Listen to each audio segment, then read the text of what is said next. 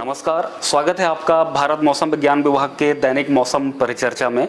और आज की परिचर्चा के हमारा जो मुख्य हाईलाइट है वो है कि हमारा दक्षिण पश्चिम मानसून जो है आज यानी कि 8 जून को वो केरल पहुंच चुका है। और इस पे हम मानसून के बारे में बात करेंगे। इसी के साथ जो हमारा पूर्व मध्य अरब सागर है वहाँ पे जो हमारा चक्रवाती तूफान बिपौर-जॉय बना है उसके बारे में भी देखेंगे। और उसके साथ ही हमारा जो पूर्वी भारत है वहाँ पे जो लू की स्थितियाँ बनी हुई हैं वो भी हम देखेंगे कि ये लू की स्थितियाँ अभी कितने और दिनों तक वहाँ पे चलने वाली हैं। अगर हम दक्षिण पश्चिम मानसून की बात करें तो हमारा जो भारत मौसम विज्ञान विभाग का जो क्राइटेरिया है जिसके आधार पे हम मानसून को डिक्लेयर करते हैं, तो हमारा एक क्राइटेरिया है कि हमारा केरल के ऊपर और उसके आसपास जो लक्षद्वीप के एरिया है वहाँ पे हमारा टोटल 14 ऑब्जर्वेटरीज हैं, स्टेशंस हैं। तो वहाँ पे ये जैसा कि हम देख पा रहे हैं कि 1 जून में हमें जितनी भी स्टेशंस है उसमें 43% स्टेशंस पे बारिश दर्ज की गई है। उसी तरीके से 2 तारीख को 3, 4, 5 और अगर 8 जून की अगर हम बात करेंगे 8 जून यानी कि कल जो है वहाँ पे हमें 93% यानी कि 93% स्टेशंस पे बारिश दर्ज की गई है केरल और लक्षद्वीप के ऊपर। और अधिकतम बारिश हमें 11 सेंटीमीटर देखने को मिली है। उसके साथ ही जो हमारा आउटगोइंग लॉन्ग वेव रेडिएशन होता है OLR, वो हमारा मानसून डिक्लेयर करने के लिए 200 वाट पर स्क्वायर मीटर से कम होना चाहिए। तो जैसा कि हम देख पा रहे हैं कि 1 जून को हमारा OLR का वैल्यू जो अरब सागर के ऊपर था वो 246 था और 8 जून को वो 194 वाट पर मीटर स्क्वायर है। और यानी कि हमारा OLR का क्राइटेरिया भी फुलफिल हो रहा है। उसके साथ ही जो हमारा पश्चिमी हवाएं हैं वो लगभग 5 जून तक दक्षिण अरब सागर में और केरल के आसपास लगभग 1.5 किलोमीटर की ऊंचाई तक चल रही थी। और कल से लेकर के यानी कि 6 जून, 7 जून और 8 जून को हवाएं हैं वो जमीन से लेकर के लगभग 4.5 किलोमीटर की ऊंचाई तक देखी जा सकती है, यानी कि 600 हेक्टोपास्कल तक। और उसके साथ ही हवाओं की जो मीन यानी कि औसतन जो स्पीड है वो हमें आज है 18.76 नॉट देखने को मिली है। और ये स्पीड जो है 0.9 किलोमीटर हाइट पे देखी जाती है। तो यानी कि हमारा आज अगर हम 8 जून की बात करें तो हमें लगभग 93% स्टेशनों से बारिश दर्ज की गई है। अधिकतम बारिश 11 सेंटीमीटर हमें देखने को मिली है केरल पे। आउटगोइंग लॉन्ग वेव रेडिएशन 194 वाट पर स्क्वायर मीटर है हमारे उस एरिया में। और उसी के साथ जो हमारा वेस्टर्ली यानी कि पश्चिमी हवाएं हैं वो लगभग 4.5 किलोमीटर तक देखी जा सकती हैं। और हवाओं को जो औसतन गति है वो 18.76 नॉट दर्ज की गई है। इन सभी क्राइटेरियाज को देखते हुए यानी कि हमारा जो मानसून ऑनसेट होने का केरल के ऊपर क्राइटेरिया है, सारी चीज़ें फुलफिल हो रही हैं। इसका मतलब है कि आज यानी कि 8 जून को हमारा जो दक्षिण पश्चिम मानसून है वो केरल पहुंच चुका है। और केरल के साथ साथ उसने अरब सागर के दक्षिणी हिस्से को भी पूरा कवर कर लिया है। उसके साथ ही दक्षिण पूर्व अरब सागर के भी कुछ एक स्थानों को उसने कवर किया हुआ है। तमिलनाडु के दक्षिणी हिस्से पे भी हमारा मानसून पहुंचा है। जैसा कि ये सब नीले कलर की रेखा में देख पा रहे हैं कि ये नीले कलर की वो रेखा है जहां तक हमारा मानसून पहुंच चुका है।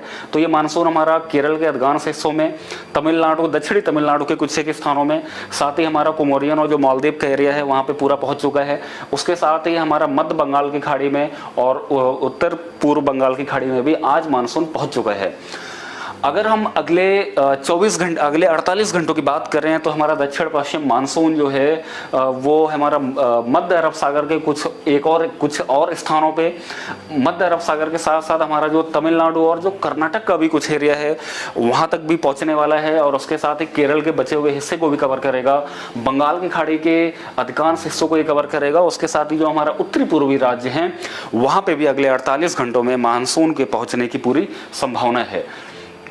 उसी के साथ अगर हम चक्रवाती तूफान बिपौर-जॉय की बात करें तो ये बिपौर-जॉय जो हमारा पूर्व मध्य अरब सागर में है उसमें जैसा कि हम सैटेलाइट पिक्चर्स में देख सकते हैं ये चक्रवाती तूफान के चलते अरब सागर के अधिकांश हिस्सों में बहुत ही ज़्यादा घने बादल छाए हुए हैं। उसके साथ ही वहाँ पे बहुत ज़्यादा बारिश भी चल रही है। और अभी की अगर हम स्थिति की बात करें तो ये जो चक्रवाती तूफान है ये लगभग उत्तर दिशा में 5 किलोमीटर प्रति घंटे की दर से गति से आगे बढ़ रहा है। और ये जो है तूफान लगभग 890 किलोमीटर मुंबई से दूर है। उसी के साथ ये लगभग 900 किलोमीटर जो है हमारा कराची से, पोरबंदर से लगभग 900 किलोमीटर दूर है, और वहीं पे कराची से 1180 किलोमीटर दूर अभी स्थिति है। और ये अगले 3 दिनों के दौरान लगभग उत्तर पश्चिम दिशा में आगे बढ़ने की पूरी संभावना है। ये हमारा जो ब्लैक कलर की लाइन है, इस ब्लैक कलर की लाइन में हम देख सकते हैं कि ये तूफान हमारा कैसे बना और कैसे आगे बढ़ा अरब सागर में, और लाल कलर की रेखा में हम देख सकते हैं कि और आगे कैसे बढ़ने वाला है। जैसा कि हम देख पा रहे हैं कि अभी जो है तूफान में वहां पे हवाओं की जो गति है मध्य अरब सागर में लगभग 130 से 140 किलोमीटर प्रति घंटे चल रही है, और ये हवाओं की गति में अगले लगभग 24 से 36 घंटे तक लगातार बढ़ोतरी होगी, यानी कि तूफान जो है और ज्यादा मजबूत होने वाला है। और कल 10 तारीख की सुबह होते होते उसमें हवाओं की गति लगभग 145 से 155 किलोमीटर प्रति घंटे तक हमें देखने को मिलेगी। हालांकि 10 जून की दोपहर के बाद से इसमें ये चक्रवाती तूफान थोड़ा कमजोर पड़ेगा, यानी कि उसमें हवाओं की गति जो है वो कम होकर के 130 से 140 किलोमीटर प्रति घंटे वापस हो जाएगी।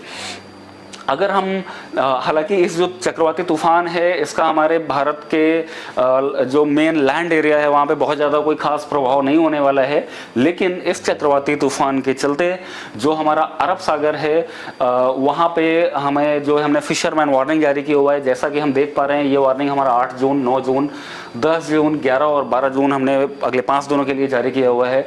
ये जो हमारा मध्य अरब सागर है वहाँ पे जो हवाओं की गति है इस समय लगभग 140 से 160 किलोमीटर प्रति घंटे अगले 2 दिन यानी कि 8 और 9 जून को हमें देखने को मिलेगी, जबकि उसके जो आसपास का एरिया है वहाँ की हवाओं की गति लगभग 60 से लेकर के 100 किलोमीटर प्रति घंटे अगले दोनों ही दिन चलती रहेगी। अगर वहीं पे हम 10 तारीख की बात करें तो 10 तारीख की दोपहर से मध्य अरब सागर में जो हवाओं की गति होगी लगभग 120 से 140 किलोमीटर 10 और 11 और 12 तारीख को हमें देखने को मिलेगी, जबकि उसके जो आसपास का क्षेत्र वहाँ पे 90 से लेकर के 110 किलोमीटर प्रति घंटे हवाओं की गति रहेगी। साथ ही तेज बारिश इन सभी क्षेत्रों में मिलती रहेगी, जिससे कि हम सारे फिशरमैन यानी कि मछुआरे भाइयों को एडवाइस करते हैं कि मध्य अरब सागर उसके जो आसपास का जो हमारा उत्तरी पूर्व अरब सागर है या दक्षिण पूर्व अरब सागर है या दक्षिण पश्चिम अरब सागर है वहाँ पे अगले 5 दिनों तक उनको नहीं जाना चाहिए। अगर हम पिछले 24 घंटे के ऑब्जर्व्ड वेदर की बात करें तो कल यानी कि 7 जून को हमें ओलावृष्टि जम्मू डिवीजन में और पश्चिमी मध्य प्रदेश के एक आध स्थानों पर देखने को मिली है। वहीं पे भारी बारिश हमें जो है रायलसीमा के एक आध स्थानों में, केरल के एक आध स्थानों में और अंडमान निकोबार आइलैंड्स पर भी देखने को मिली है। वहीं पे केरल में अधिकतम बारिश हमें 11 सेंटीमीटर दर्ज की गई है। अगर वहीं पे लू चलने की यानी कि हीट वेव की बात करें तो हमारा जो पूर्वी भारत है, जैसा कि हमने पूर्वानुमान भी जारी किया था, बिहार में, सिक्किम में, पश्चिम बंगाल और झारखंड के कुछ एक स्थानों पे हमें कल लू चलती हुई दिखाई दी है। अगर वहीं पे कल के हम अधिकतम तापमान की बात करें तो कल जो हमारा अधिकतम तापमान है वो पूर्वी भारत उससे लगा हुआ जो मध्य भारत है उसके अधिकांश स्थानों में हमें 40 से 42 डिग्री सेंटीग्रेड देखने को मिला है, और बाकी जो उत्तर पश्चिम भारत है या मध्य भारत का बचा हुआ हिस्सा है या पश्चिम भारत है या दक्षिणी प्रायद्वीप का भी जो कुछ हिस्सा है वहां पर टेम्परेचर हमें 38 से 40 डिग्री सेंटीग्रेड देखने को मिला है। अगर हम टेम्परेचर की बात करें तो अगले आने वाले 5 दिनों में उत्तर पश्चिम भारत जिसमें जैसे कि पंजाब, हरियाणा और उत्तर प्रदेश और उत्तर पश्चिम मध्य प्रदेश के भी जो एरिया है वहाँ पे अधिकतम तापमान में बढ़ोतरी देखने को मिलेगी अगले 5 दिनों में, यानी कि वहाँ पे जो हमारा गर्मी का दौर है वो लगातार चलता रहेगा। गर्मी से हमें कोई भी राहत नहीं मिलेगी। हालांकि भारत के बाकी सभी स्थानों में टेम्परेचर्स में कोई भी खास बदलाव अगले 5 दिनों तक नहीं होने वाला है। अगर हम आज के मुख्य सिनॉप्टिक फीचर्स की बात करें तो एक हमारा एक पश्चिमी विक्षोभ है जो कि उत्तराखंड के ऊपर है, और एक साइक्लोनिक सर्कुलेशन है जो कि कोस्टल आंध्र प्रदेश के ऊपर है। वहीं बंगाल की खाड़ी में एक साइक्लोनिक सर्कुलेशन पूर्व मध्य बंगाल की खाड़ी के ऊपर म्यांमार तट के पास बना हुआ है, जिसके चलते उत्तरी बंगाल की खाड़ी और पूर्व मध्य बंगाल की खाड़ी के अनेक स्थानों पर हल्के से मध्यम लेवल के जो बादल देखे जा सकते हैं। काफी स्थानों पर बारिश भी चल रही है। और वहीं पर अरब सागर में हमारा चक्रवाती तूफान बिपौर जॉय है जो कि इस पिक्चर में हम देख पा रहे हैं कि कैसे ये तूफान आगे बढ़ रहा है। अगर हम ये सिनॉप्टिक कंडीशंस के चलते अगले 5 दिनों के वेदर की बात करें, अगर सबसे पहले हम हीट वेव यानी कि लू की बात करें तो हमारा जो पूर्वी भारत है, जो हमारा पूर्वी भारत के मुख्य रूप से जो बिहार है, सिक्किम है, वेस्ट बंगाल है और जो झारखंड का एरिया है वहाँ पे 8 जून, 9 जून, 10 जून और 11 जून तक वहाँ पे जो हमें लू चलती हुई दिखाई देगी। हालांकि 12 जून से इस सभी इलाकों में लू देखने में कुछ कमी आएगी, यानी कि वहाँ पे हमें गर्मी से राहत मिलने वाली है।